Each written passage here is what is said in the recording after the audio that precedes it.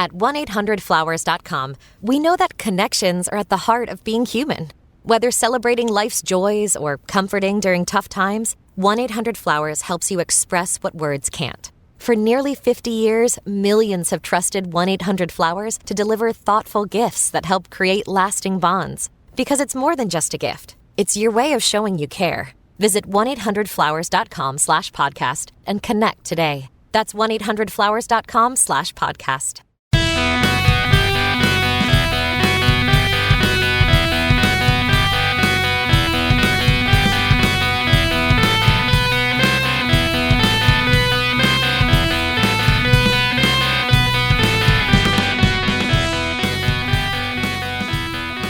Everybody, welcome to another episode of PEM Rules, the Pediatric Emergency Medicine podcast. I'm your host, Yaron Ivan, as usual, and today I have yet another special guest. So every once in a while, I find a PEM physician or any physician who's been practicing pediatric emergency medicine or medicine long enough that he or she have rules of their own. So a few weeks ago, I communicated via email with Dr. Carla Laos, a pediatric emergency medicine medical director here in Las Vegas, who I work with sometimes, and she wrote something in her email that really attracted my attention, and after having a close discussion, it became clear that obviously, like many others, she has her own PEM rules. So I decided to bring it to the podcast, ask her about the rules that she has, and ask her her opinion about some of the rules I have, and hopefully we can learn from one another. So welcome, Carla, to the show. Thank you very, very much for doing this. Apparently, Carla had a very rough night in the PZR, and she's still here. It's 8 o'clock in the morning, so I appreciate your time. And let me just introduce you. Carla, the only thing I don't have is you're originally from... So born in Brooklyn, New York, but have lived most of my life growing up in Texas, Dallas, Texas. All right. So originally from Brooklyn, New York. You went to medical school at Ross University School of Medicine. Mm-hmm. Followed that, you went to Florida for residency. Is that right? In Jacksonville? That's correct. Yes. Which is a place I know very well because I used to be in Orlando for a while. And then, like me, she was super lucky to get a very, very good fellowship in a very good place named Texas Children's. So excellent training. I know currently, Carla, you work as the medical director at St. Rose Hospital Pediatric Emergency Department, which is a hospital that we work kind of closely with, transferred to each other. Anything else I forgot in your resume that you want our PEM Rules listeners to know? No, I started my directorship career in another pediatric community setting in Austin. So the second pediatric ER in Austin opened up. And I was fortunate enough to kind of, hone my skills there for about 4 to 5 years. And that was St. David's in North Austin. And so that was a really great experience. Very nice. And Austin is a nice place to live, I heard. Yes. Yeah. So, Carla, first question I'm going to ask you. I ask all my guests that, and it's always interesting to see everybody's answers. What is your definition of a good PEM provider, one who does what? For me, the definition of a good PEM provider is someone who knows how to simultaneously unify and lead the team around a child. I just honestly believe wholeheartedly in interprofessional collaboration. And I think that if you have a healthy culture with really great communication, the kid is who benefits the most. And that child will also benefit in a fast way. Very nice. And I guess that takes me to what I was going to say next is the reason I invited Carla to come on the show is because a few months ago, we were communicating about patients or something by email. I honestly don't remember. And you replied back, I quote, "Kids do better when we hold hands around them." And I thought about it like, oh, wow, that sounds like a PEM rule I can use. So I contacted Carla and I asked her if she has more rules like that. And that's when the conversation started. So tell me, Carla, where did you hear that? Did you come up with that? What does that rule mean to you? Kids do better when we all hold hands around them. Yeah, so I think it has evolved. I came up with that saying off the cuff. I think because I could see what we were trying to do at the time, and that was do a better job of connecting across a city where, in Las Vegas, things tend to be fragmented for pediatric care.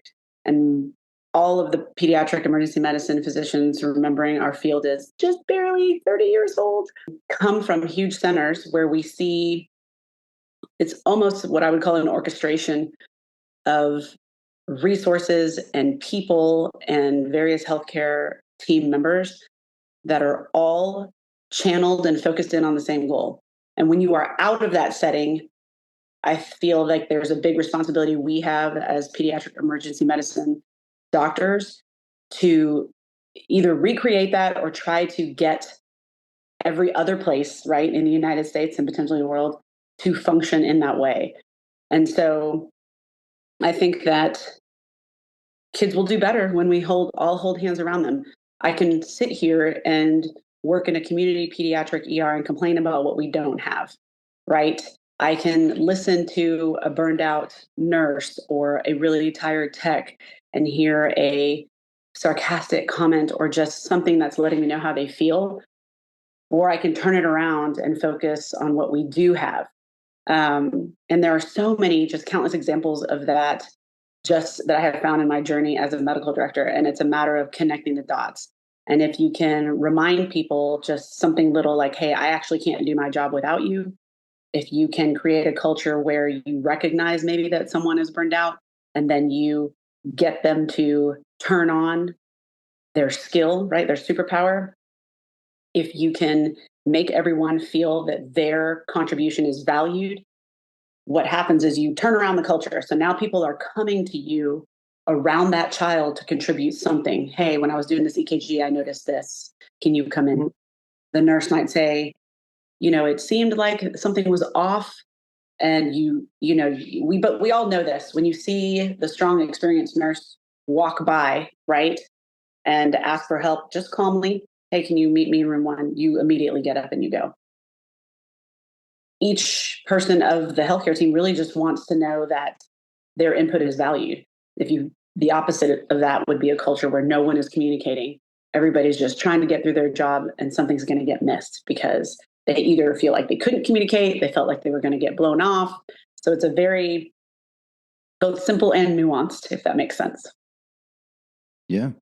No, I think that's actually a very good comment. And I like what you said about, identifying that burned out person and give them a hand, because once one chain in the link doesn't work, then things get a lot more complicated. So certainly if we can help each other from the tech to the attending, right, things work a lot better. And it doesn't surprise me that you recognize that as a leader and as a director. And that's obviously an excellent skill.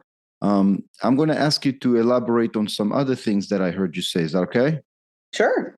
So I don't know. I guess you wrote this to me. If you took the time to criticize or judge, you have missed the opportunity to teach or coach. Where did you hear that? What is that from? So that is another quote that I came up with when I was in my first directorships, my first 4 to 5 years of directorship in Austin, Texas. And one of the things I noticed was it is so easy to point out the negative things. So when EMS would come to drop off, and try to give us handoff on a patient, they would leave. And then I would hear chatter, whether it was physicians in training or nurses or techs, make some kind of comment about what was done wrong. And I realized immediately it was bothering me, but then I sat with it and asked myself, why is it so, what is going on here? And then I'm a huge fan of EMS, huge. We partner with them, anywhere that I'm a director, because I feel like they deserve so much respect for what they do. They do a lot of what we do in a shorter time period in a totally random location, and then on a moving vehicle that is super tiny. And then they come to us and, 9.9 times out of 10, the child is improved, stable, and we have a general picture of what's happening. So through our partnership, I was realizing, wait a minute, we are the experts. We are the ones that see kids all day, every day. Anybody who works in a pediatric ED, anybody. And therefore, it's actually just our responsibility to, if we are the experts, it is on us to figure out how to make that quick exchange, the EMS handoff, a good one. And then I was challenged, right? How can I turn that quick time into, are we having a good exchange? And is there not just a one-way giving of information, but can I, in a positive way, turn that into an exchange where you, as the EMS person, feel like you can ask me something? And it's worked, right? Like, hey, you did a great job. That's awesome. Did you know? And then I might drop a PEDS nugget, right? For tachycardia, here's what our norms are. We then did something like we made badge buddies with pediatric vital signs from Harriet Lane and handed them out to EMS, right? So that it's a small token, but it's also saying, I see you, and I know adults like the back of your hand, and that children you don't see as much. So here's something to just open up the dialogue. And then you start to get questions. Hey, doc, what do you think about this? Hey, doc, what would you do next here? Hey, is there anything we could have done better? Or on my end, you have to maintain that, right? Oh, let me give you a PEDS love nugget is what I call it, right? Because immediately if you're saying that, it sounds silly, sure. But what you're saying is how I'm going to give you a piece of information in a non-critical, non-judgmental way. And if you can do that, the conversation just blossoms. And what really comes out is they want to learn about children, and they want to be able to do a better job, and they want to be more comfortable. But they can't do that if they don't feel like, number one, they're respected, that they have space to openly communicate, right? So I'm a huge fan of protecting that EMS timeout. And I will say to everybody in the room, nope, we're going to wait till we get the child over. And then, this is the person documenting, and, we want to give you full time on your EMS timeout. Right. And so that is where that came from. If you took the time to criticize or judge someone, that is such a precious, valuable amount of time. And to do it after they leave means you have missed that chance to help them be better, be faster, be more accurate, they don't have time to read all of our evidence-based medicine that constantly keeps changing on our field. We barely do. And so if you do that, then it's an open dialogue each time, and each time it's better for the child. So that's where that came from. That's excellent. I love that. Mm-hmm. I love that. I think that's a great rule. I could not agree more about EMS. I think personally, my eyes kind of opened during my EMS rotation in fellowship in Pittsburgh, where I learned those people make so little, and not like you said, like they do a great job 95% of the time, and they make our job easier. And many times we take the credit, or they're nowhere to be found to get the credit too. Right. So yeah, I could not agree more. I completely agree with the timeout. Something that I also try to do, give them the respect. They did what they did. They came in, let them be the practitioners that they are, and give a sign out. Everybody should respect that and be quiet. So I could not agree more that this is, I'm so super glad you're saying that. That's excellent. Shout out to any EMS provider who wants to come on the podcast and talk about that. FYI. So Carla, last question, and this is actually the first time I'm doing it on the podcast because your content and your rules are so good. I'm gonna take one of my rules and turn it to you, and I'm gonna ask you, what do you think that means, and what does it mean to you? So when I started this podcast, I started it based on rule number 1, which was hammered to me by my mentor, Rick Saldino, who's been on the podcast before. And he used to say all the time, it's not the patient's job to prove that they're sick. It's your job to prove that they're not. What does that mean to you? The first thing I think of is how that translates to the family, right? An example would be a child comes in last night, called in by the pediatrician. This child was seen in your ER Sunday, which we hate that saying, right? Right. Because your first thought is, what did I miss, and is that child okay?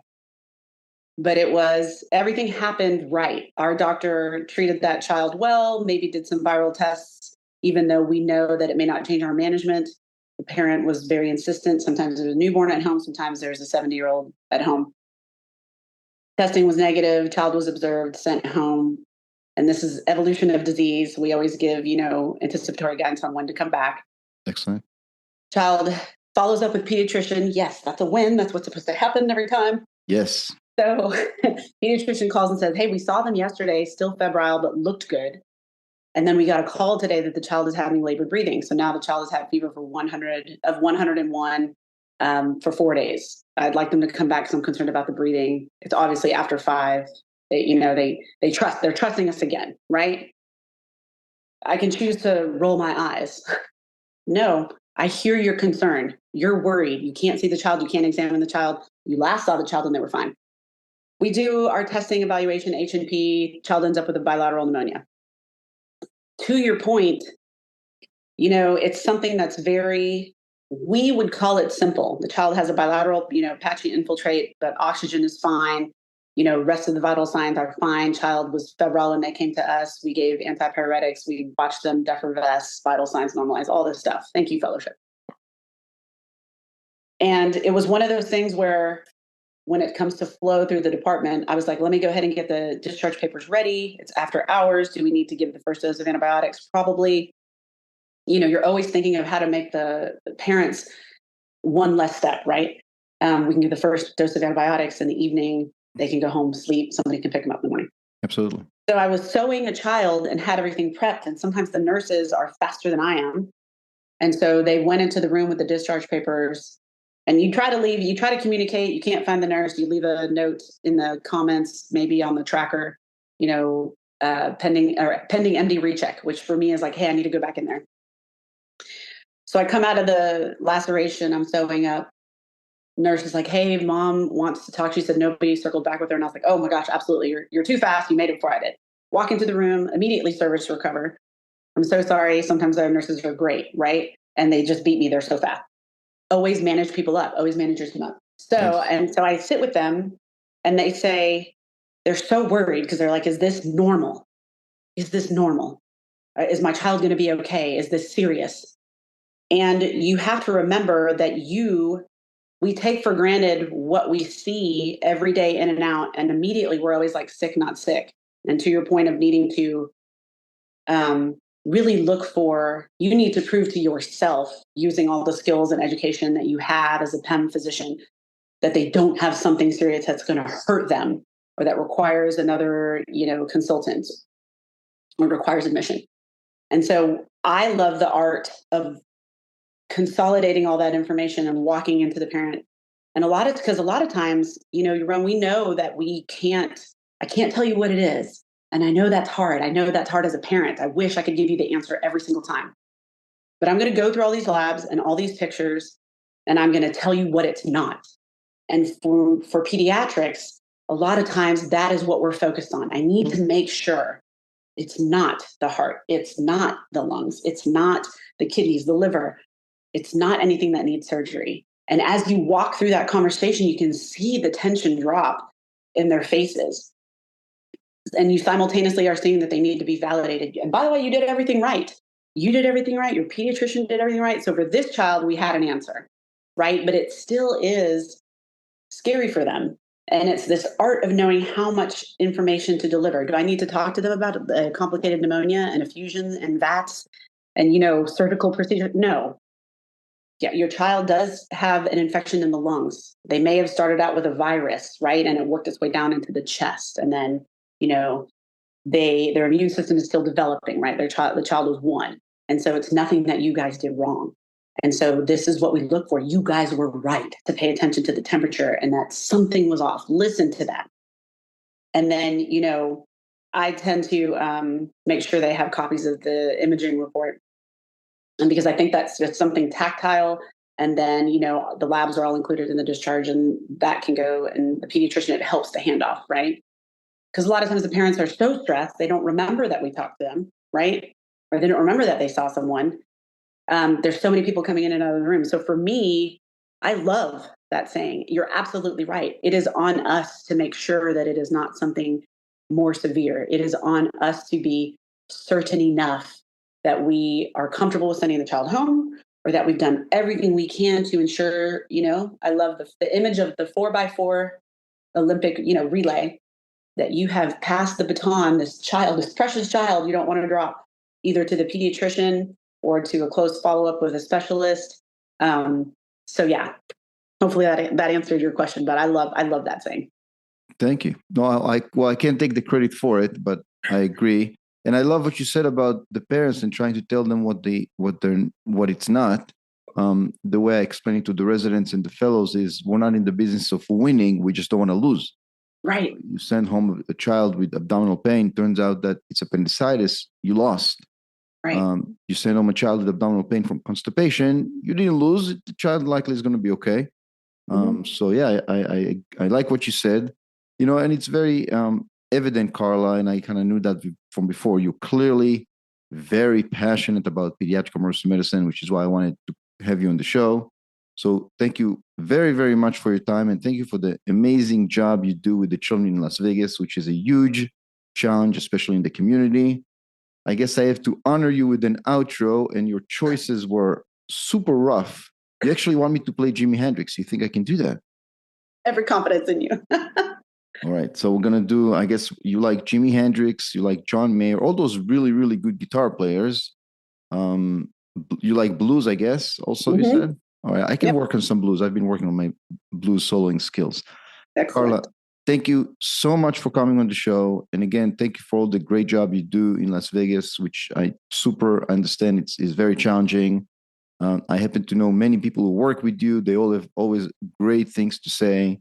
So thank you from the bottom of our hearts. And thank you for coming on the show. And thank you for what you said about EMS. I could not agree more. Shout out to EMS who want to come on the show.